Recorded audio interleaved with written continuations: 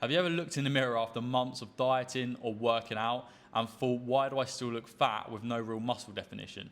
If this sounds familiar to you, then you're probably skinny fat. And in this video, I'm going to show you exactly why it happens and how to fix it for good. I know this because that used to be me. I lost about 35 kilos or around 80 pounds in 6 months. I went from overweight to what I thought would be lean and where I'd have a six pack, but instead I looked just as bad as before, but just a little bit smaller. My chest was non-existent, my arms were small, and I still had a bit of a belly where I thought I'd have abs. In this video, I'm going to break down exactly why you're still skinny fat and how to fix it for good, and it's probably not for the reasons that you think. So stick with me to the end because each step's going to build on the next, and once it clicks, you will understand how to finally solve skinny fat and stay lean forever. So what does skinny fat actually mean? Well, skinny fat is basically where you probably don't weigh that much, but your body lacks like a lot of muscularity. That means that any fat that you carry, especially around your belly and your love handles, is going to stand out way more. It's the worst of both worlds, so you don't feel strong or confident when you're shirtless, and dieting harder is only going to make you look smaller. It's not necessarily going to make you look leaner and give you that athletic look that you're actually after.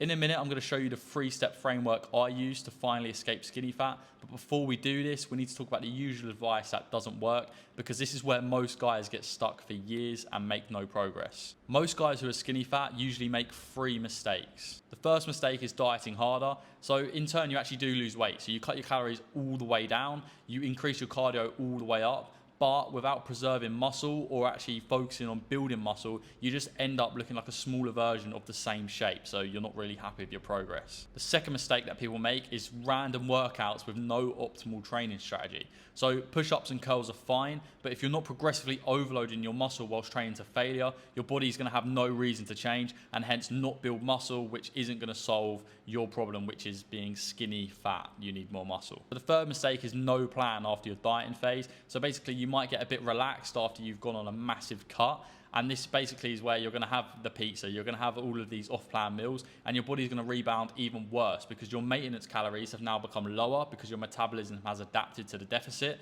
and therefore meaning that the more calories you eat over this maintenance, it's more likely going to be stored as fat, especially if you don't have your training dialed in as well. Think of it like trying to sculpt a statue from a block of ice. If you just melt the ice, which is your diet, without carving a shape, which is building muscle, then you're going to be left with nothing at the end of it. So how do we actually fix this? Well, step 1 is going to be about flipping your focus from losing weight to actually building shape. Before we get into the 3-step framework, if you want a visual representation of the 3-step process, then you can grab my free skinny fat flowchart in the description below. Step 1 is to build muscle first. Skinny fat guys don't really have a fat problem, they have a muscle problem, and here's why. So you want to think of muscle like your body's armor and engine. It gives your frame shape and it makes every pound of fat look less noticeable. So without muscle, no amount of dieting will give you that lean, shredded look, and you'll just end up looking smaller and fatter if you try and go on this long cut without building muscle first. To fix this, your focus needs to shift to getting stronger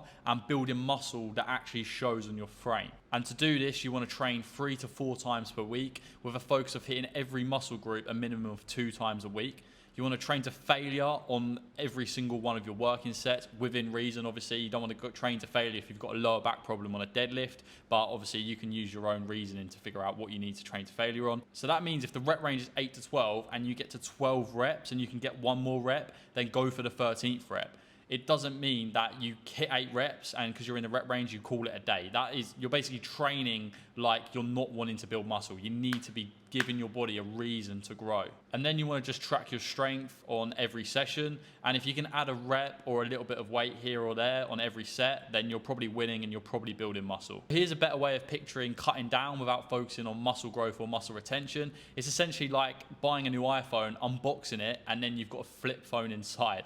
So from the outside, it might look like you're making progress, you're leaning down, you're dropping weight, but when you actually reveal what's underneath, you've got no muscle and you're probably upset with the results. So that's why you need to build muscle first, so when the fat starts coming off, you've actually got something to reveal and you're actually happy with the results that you've got. Now, instead of doing endless cuts or trying to recomp, I actually recommend a mini cut and lean bulk cycling sort of approach. A mini cut is just a short 4 to 6 week period where you just try and trim off that excess fat as quick as you can, meaning that you can actually go into a lean bulk, which is eating in a small surplus for about 4 to 5 months to build muscle without gaining too much fat. So with that mini cut, it allows you to lean bulk for longer, which then allows you to build more muscle. And repeating this cycle allows you to see progress faster. So your physique's going to sharpen up with every cycle instead of waiting months for slow changes, which might happen with a recomp, or making no progress by going on a massive cut when you've actually got no muscle to rebuild after the cut anyway. Step 2 is doing a mini cut over a long cut specifically aimed at fat loss. So like we've already established, if you're skinny fat and you do a 3 to 4 month extended cut right away, it's almost always going to backfire.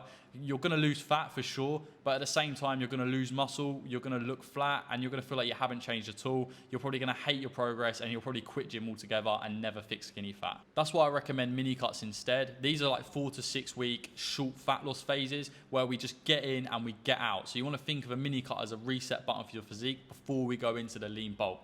So they're going to keep your fat gain in check, they're going to sharpen up your look, and they're going to make your metabolism more responsive and put you in a prime position to lean bulk and actually build the muscle that you need to fix skinny fat. So to run a solid mini cut, you want to eat in a 750 to 1,000 calorie deficit. You want to keep protein high at 1 gram per pound of body weight, and you want to maintain your lifting intensity by trains of failure. So we've already covered how to build muscle and how to train effectively for that. You want to be consistent because it's only 4 to 6 weeks of your life, so just lock in and get it done. And you want to treat it like a sprint, not a marathon, which is the complete opposite to what other people usually say. But that's the best part about a mini cut, is that they're actually more tolerable than longer diets. So you can actually get leaner faster without exhaustion, plateaus, or even motivation crashes, because as soon as your motivation dips, you're basically out of the mini cut and into the lean bulk anyway. So it's actually a lot better than trying to do these long extended cuts. Now after these 2 or 3 lean bulk and mini cut cycles, something cool actually happens, and that's that you've actually built enough muscle to finally go on an extended cut and get that shredded look that you want after being skinny fat for so long. However, even if you lose fat the right way, there's one more critical step, because if you skip this, then you're going to end up right back where you started, and that's not a good look. But first, if you always want to know when to mini cut and when to lean bulk, despite how far you are in your physique transformation, then grab the free skinny fat flowchart in the description below. Step 3 is how to stay lean without becoming miserable. Here's what usually happens to most guys after a successful cut. Person 1 will relax, he'll get complacent, and he'll slide back into his old habits. And person 2 will over diet, he'll get terrified of putting more fat on, and then he'll just burn himself out until he rebounds hard and goes back to the start. So like I said, both people will end up back at the start and they'll end up skinny fat again, which is not what we want. The real solution is to transition into maintenance and make it effortless to live there. So we do that by keeping the habits that got you there in the first place, and then we're going to simplify them even more so they're actually sustainable and you can stick to it and stay lean for the rest of your life. These habits are lifting 3 to 4 times a week, and you want to anchor this with things that you enjoy. So making sure that your playlist is on point so you're motivated to get there. Your choice of gym is on your way home from work, or it's near where you live so it's easy to go there. Maybe you even go with friends so you can stay consistent and they can keep you accountable. Just any way that you can make it as enjoyable for yourself as possible, you need to do that. Even cardio, you need to be watching YouTube, Netflix, have a podcast on when you're doing cardio or when you're going out for steps or anything like that. This is how you make it sustainable and easy to do. You need to make the environment work for you, so you need to keep the foods that throw you off track out of the house. So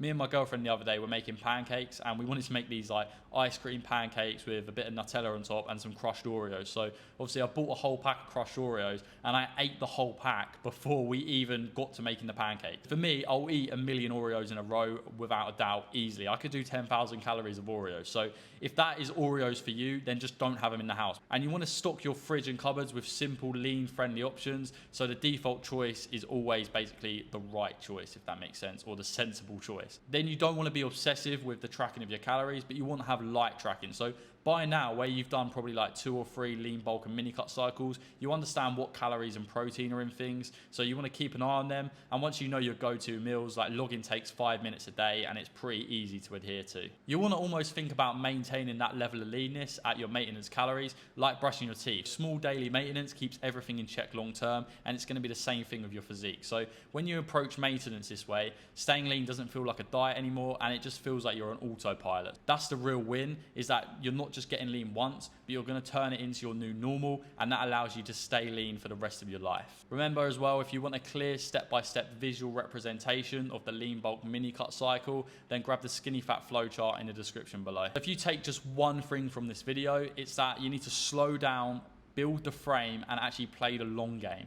You can absolutely escape skinny fat, and you can make it easier for yourself to stay lean forever, but you just need to combine muscle growth with smart fat loss and then have a real post-diet plan. But if you're thinking, okay, I get how to fix skinny fat, but I'm already losing weight and I still look the same, that's because dropping pounds doesn't automatically change your body shape. Most guys fall into this trap without realizing it.